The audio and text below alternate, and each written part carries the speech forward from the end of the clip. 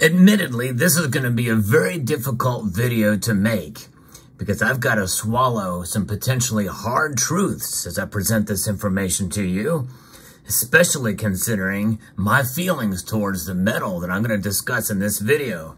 And no, it's not gold. Let's explore.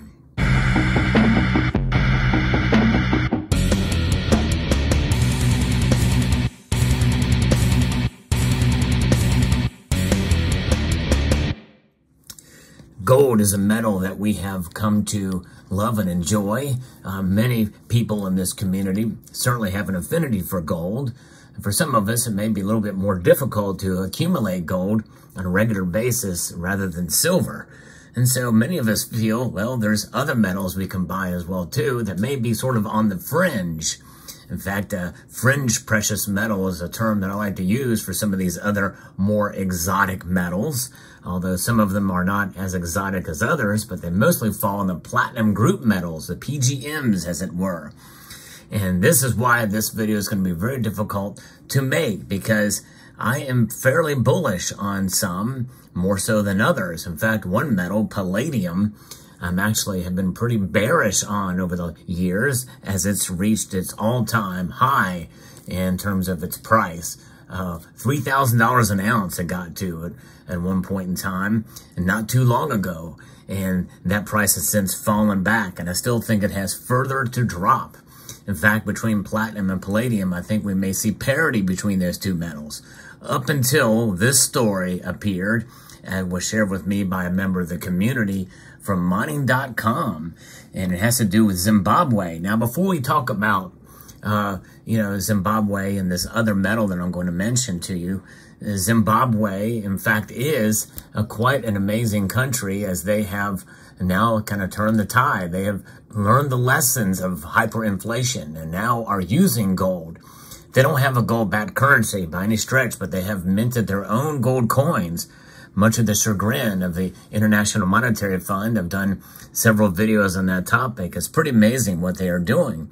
But as a nation, they need other sources of income. And they are very near to South Africa. Yes, indeed. And South Africa is the world's largest producer of platinum. That's right. That's this metal here. And that's why this video is going to be hard to make. Most of you know that I have been a platinum bull for the last couple of years. In fact, for about 3 years or so.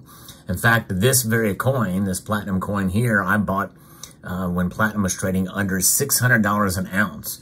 And so anything under $1,000 I always see as a steal for platinum.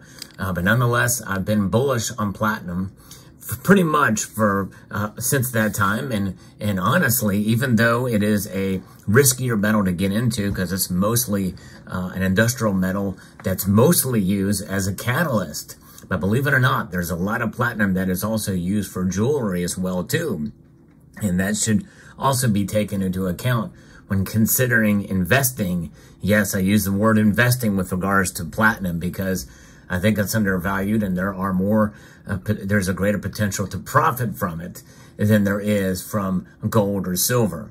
Notwithstanding, that is up until now. What I'm about to share with you very well could change the platinum market greatly, because Zimbabwe has been working with a company for a while, and it has some delays in a major platinum project that very well could be opening up soon, according to the Deputy Mines Minister of the Zimbabwean government. In fact, this story originated in Bloomberg, says that the Zimbabwean government will meet with Bavura Holding Limited, which is a company owned by a Nigerian billionaire, Benedict Peters, over delays to a platinum project in the southern African country. We are meeting with them later this week. That's this coming week here. And they are worried, Polite Kumbamara said in an interview in the capital, Harare. Polite is what the word looks like, and maybe polite, perhaps, is probably the correct pronunciation of that word. But they are worried. Now, I'm worried too, because this means that potentially they have been awarded a 7,400 acre plot in Selous, about 50 miles south of the capital in 2019. Calls and emails to Bavura's management in Harare went unanswered. Zimbabwe has the world's second largest reserves of platinum in the world, which occurs with base metals including nickel and copper. Peters owns Aito Eastern E&P Company, Nigeria's biggest domestic oil producer, but has little experience in mining. So, but if they were to pull this off and get this project started, they can tap into literally a gold mine of platinum. And you think about platinum being about, some say, 30 times rarer than gold. In fact, I've heard the number between 15 and 30 times rarer than gold. We know how rare gold is, but platinum indeed is a metal that has been elusive, and as far as mining is concerned in other jurisdictions, the vast majority in South Africa. But it only makes sense that the neighboring country would have all these reserves as well too, that are largely untapped reserves of platinum. And that means that if they are tapped into, especially with an organization or somebody that is experienced in platinum mining, that means that you're likely to see in due course, in due time, more platinum come into the market. If that does occur, then platinum's price could come down because it's diluted by the amount of platinum that's out there. It would not take much, because platinum is such a rare metal. You mine, 1 million ounces or what have you, or just even 2% or 3%, very well could drive the price of platinum down. A falling platinum price would be good for industry to meet demand, but not good for investors. And again, because that's how I see platinum. It is a very, very unusual, or not unusual, but it is a very small market. And it is a very rare metal. And that way, if we see more platinum hitting the market and being produced to meet demand, and that's not going to look good for platinum's price, especially if you are an investor or a stacker like I am.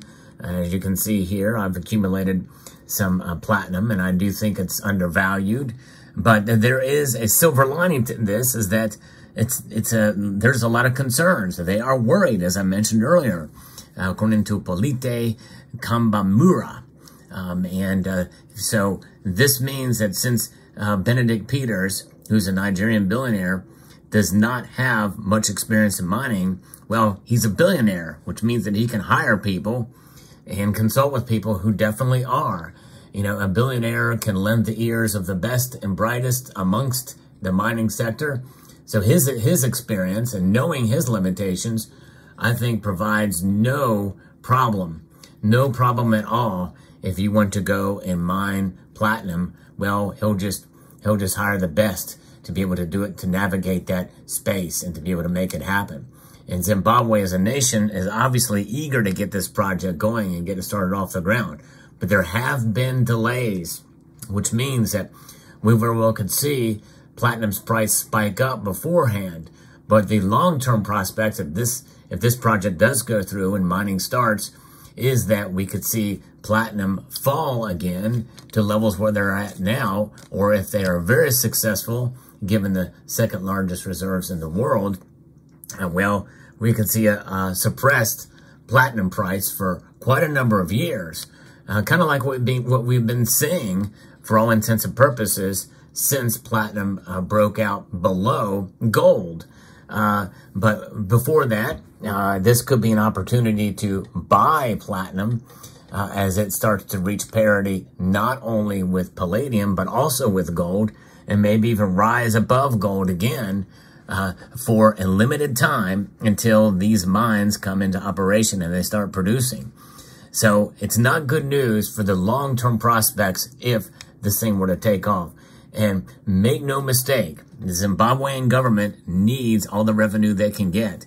And that they are pretty upset. And when they are worried, this is the reason why. So they're going to be very, very much open to any company that wants to come in and take advantage of those resources, because it's not only about getting the platinum mining, it is also getting nickel and copper, two very valuable base metals that will prove to be ever so desired as we move into the age of electric vehicles and other technologies that are using them more and more each day.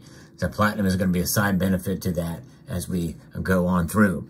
So a very interesting story, fascinating indeed. The platinum market is very much something that is interesting to me, and I just think that the rarity of the metal is something that it's very attractive, which is why I like to have it, especially since it's cheaper, much cheaper, about half the price of gold now. But there may not be that, and we very well could see these prices again in due course. But again, I am bullish for platinum short term. Within the next couple of years, I think we're going to see the price go up from here. But again, it's volatile. But I think if this mine does take off and they are able to tap into these reserves, you might want to be careful. With regards to any metal, especially these fringe precious metals, it's all the more crucial that you do your own due diligence. And just because I'm bullish on a metal does not mean that you should be.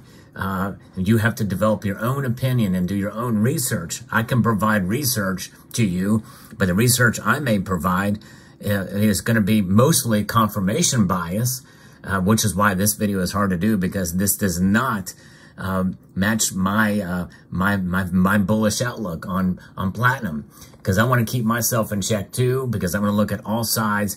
And in this case, for as bullish as I've been on platinum, this is tough news to bring, because I'm telling it to myself too.